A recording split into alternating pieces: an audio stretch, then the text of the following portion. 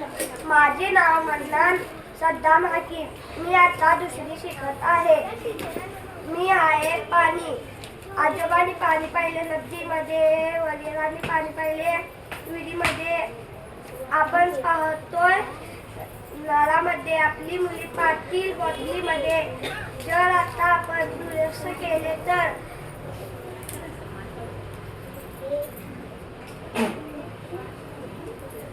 काय?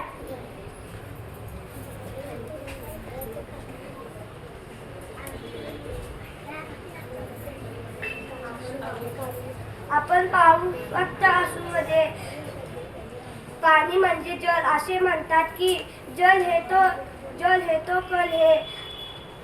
असे म्हणतात की